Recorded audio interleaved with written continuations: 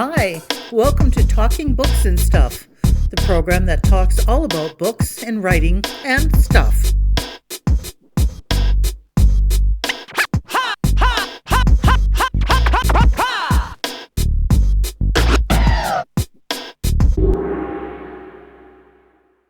Here's your host, Dennis Rimmer.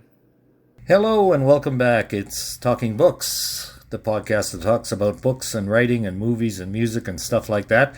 And we have a return engagement today with Kevin Miller from the southern interior of BC, talking about his Milligan Creek Series. So Kevin, yes, thank you. Welcome back to the show. Yeah, it's good to be back.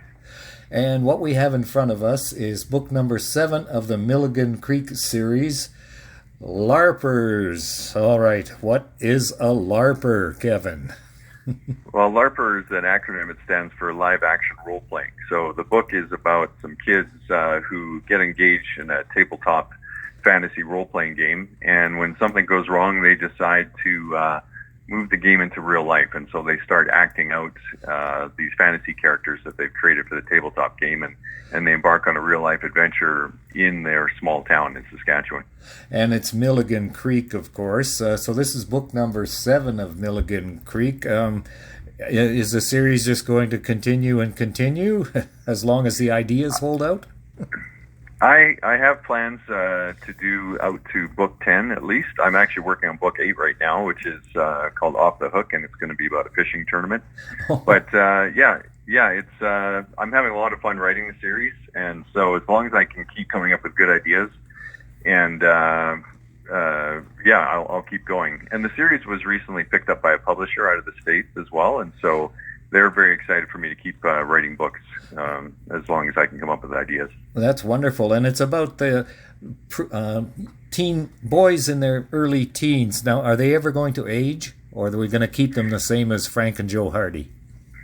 They are slowly aging as the books go on. So I have actually plans. I think the final book in the series, when I get to write it, will be revisiting them probably in their early 30s or something like that. And so I want to, have them look back on their lives. But yeah, for the moment, the books are going to stick with them in their teen years. But they are slowly getting older as the books continue. And that's great. And I love these guys. And Milligan Creek, town in Saskatchewan that you kind of made up but kind of didn't, because you grew up in a smaller Saskatchewan town, right?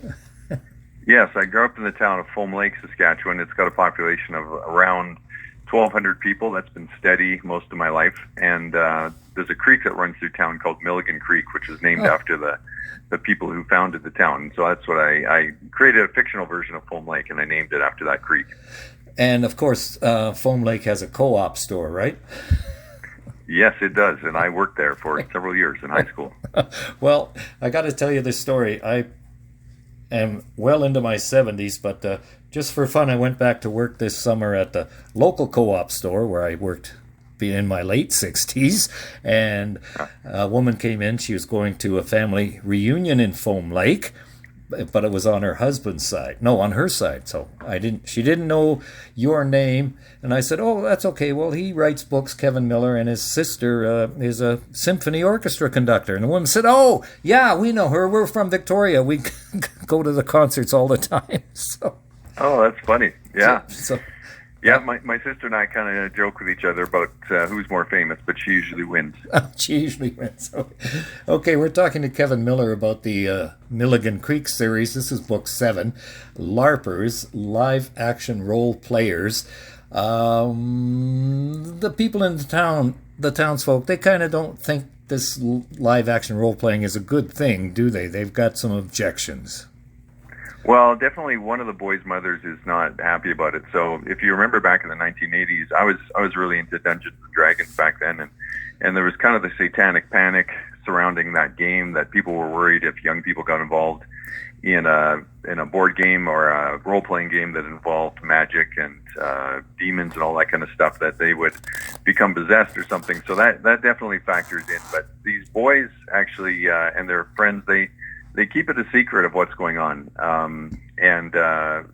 Yet as they pursue their antics, there's certain people in town that catch wind of it. And I have a character who's a real conspiracy theorist. And so when he and his buddy, they first come across the remains of this ritual that these kids pull off to resurrect one of these characters, he becomes convinced that their town is has been invaded by grave robbing Satanists. And so he's on the hunt for them.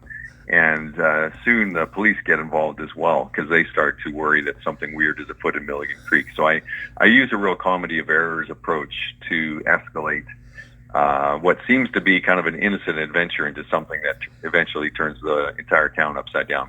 Well, again, another personal note. I wasn't here at the time, but my wife in Saskatoon in the 80s was playing lots of Dungeons and Dragons, and there was a big controversy, like you said, satanic panic. So she went on a local talk show about it and said, no, just because my character has to break into a jewelry store downtown doesn't mean it actually does. It's just what the role-playing is all about. So people always get warped ideas about things, don't they? Yeah, well, my mother too. She's been a big fan of my books, but she's hesitant to read this one because she was very much against the idea back in the day. But I keep telling her that it's just all in good fun, and it's a fantasy. It's a role playing thing. It's not real life, and the people who play these games, they tend to be toward the higher end of the IQ scale, and they don't have any problem distinguishing between fantasy and reality. Yeah, exactly. It's just your imagination to the nth degree. So it's not real life. It's a fantasy, to kind of reverse the Queen song. So Kevin Miller is with us at LARPers, Book 7 of the Milligan Creek Series. I keep emphasizing that because I want everyone everywhere to go out and buy them all. But the interesting thing about LARPers is you have a language you've invented. Well, actually, you didn't. Tell us about the actual secret language that's in the book. Yeah.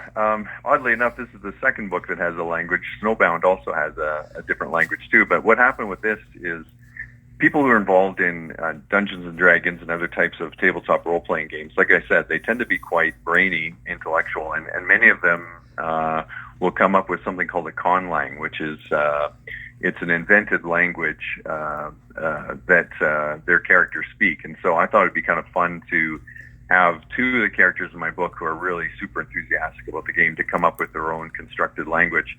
And so my daughter, who's 21 years old, she's in her third year, or going through her fourth year of linguistics study at UBC. And so I turned to her to see if she could help me come up with a language for the game. And so she did a fantastic job, and we had a lot of fun, imagining what this language sounds like, because we, thought about this is a language that's created by two boys who are 13 or 14 years old, so they're not necessarily experts at this, but we wanted to give it the mechanics of a real language, a real constructed language anyway. And so Gretchen did a fantastic job of that. And so I have the boys speak a lot of it in the book, and then there's a glossary at the back as well in case readers want to use the language on their own. So when you were coming up with this language, did you guys speak it back and forth out loud to kind of get the rhythm and the sense of the language? Yeah, and we wanted to sound, because these boys, their characters are half orc, and orcs are, brutish, kind of dumb, blunt characters, and so we wanted the language to emulate that feeling. And so, speaking it out loud was an important part of developing it, because you want to have that kind of rough, brash feeling about it. Exactly, and I'm just trying to look here, but I've got the book in front of me, and there is a glossary at the back, and it also explains the con language, so that's good. So it caught me by surprise at first, and then I checked it out. I went, oh, okay, this makes sense, sort of. not to me, I don't speak it, but it's a great one. So that's about the LARPers, and you have other books in the series, the Milligan Creek series, but what about the Uncanny Icon series? Is there more than one of those? Yeah, so I have another series that's aimed at slightly older readers, so basically ages 12 and up, and so it's called Uncanny Icons, and what I did with that series is each book is based around a different icon of Halloween. So book 1 is called Pumpkins, and it's about a pumpkin patch that accidentally gets planted over an abandoned graveyard. And each one of the pumpkins becomes possessed by a spirit of the graveyard. And if you carve one of the pumpkins, you get possessed. The second book is called Brooms, And what I tried to do in that book is combine the origins of curling with witchcraft and lake monsters, all of which have their origins in Scotland. And so it's kind of a spooky tale around that. And I'm working on book 3 in that series as well, which is about some outlaws that get resurrected from the dead accidentally. So it's each one of the books, like I said, revolves around a different icon of Halloween, and it's kind of a supernatural tale that it's kind of in the horror genre, but more paranormal. Sorry, my dog is deciding to squeak a toy outside the door here. But more in the idea of paranormal fantasy. And so they're spooky but not gory. And I have a lot of fun writing those, because you have to, when you're writing that type of book, coming up with the fantasy backstory is the most difficult, but also the most fun part. And the other thing too that I love to do with all my books is to find a way to set them in Saskatchewan. And it's interesting with the book Brooms. I thought I was going to have to set it in Manitoba, because I wasn't aware of any lake monster legend in Saskatchewan until I stumbled across this thing called the Deep Bay Monster up in Reindeer Lake in northern Saskatchewan, and there's a legend about a lake monster there, so that ended up being the perfect setting for the book. And I never heard about the Reindeer Lake Monster either until now, so now another little bit of knowledge to add to my list. How do you find time for all of this stuff? You've got the writing, you've got workshops you do, you've got all sorts of other stuff. Are you a very disciplined person, or has this just come naturally? Yeah, no, I'm pretty disciplined. So a lot of my day job is spent editing other people's books, but I always carve out a certain part of the day to work on my own material. Sometimes I might even take a week or two off when I'm toward the end of a draft on the book. But I try to produce at least 1,000 words a day, if not a couple thousand words a day. And I get that inspiration from Stephen King, who writes 12 to 1,500 words a day, no matter what, even on his birthday and Christmas Day. So I'm maybe not quite as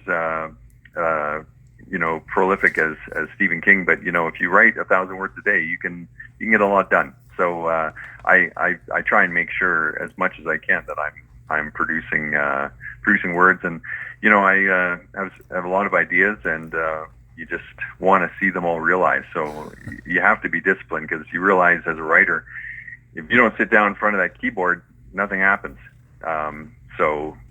We all dream about writing books, but few of us put our butt in the chair and just keep plunking away. And it's amazing, if you can look back over even 5 days of writing, how much you've accomplished, and that just encourages you to keep going. So is that the best advice you can pass on, is actually sit down and do it? Don't just think about it? Yeah, I mean, writing requires a lot of thinking. There's books that I'll live with the idea for a couple of years, just developing the story in my head before I actually sit down and write it. But meanwhile, I'm writing other things. But persistence is key. The people who stick at it are the ones who eventually get to see their name in print. The people who just dream about it, just dream about it. And that's nice just to dream. Not everybody's meant to be a writer. But if you really want to be a writer, it's all about that persistence. Kevin Miller is with us. We're going to wrap it up real quick here. Book 7 of the Milligan Creek series is LARPers, live action role-playing people in Milligan Creek. The guys get involved once again in a strange adventure in their hometown, and everybody gets up in a good tizzy, and it's lots of fun. One more question. You have a website. Can you pass that on to us, please? Yeah, my website is kevinmillerxi.com. So kevinmillerxi.com. And the reason why it's that is I also have worked a fair amount in film. And on the Internet Movie Database, I'm the 11th Kevin Miller, hence the XI. And so I thought I'll own that. Now there's well over 30 Kevin Millers on there. But so kevinmillerxi.com is my website, and that shows you all my books. And I blog there on occasion and put out news and that sort of thing about things I'm working on. And you've got like a list of events and how to contact you in a store for people to buy books. So that's Kevin Miller XI is the website. Kevin, once again, thank you very much for your time today. And hey, I hope we talk again. Thank you, Dennis. I appreciate your interest. Thank you for visiting with us today. This is Talking Books and Stuff with Dennis Rimmer. Contact him at dennis@talkingbooks.tk. Thank you, and may all the good news be yours. Oh, and don't forget to check out his book, The Great Canadian Notebook, available across Canada and at Amazon.ca.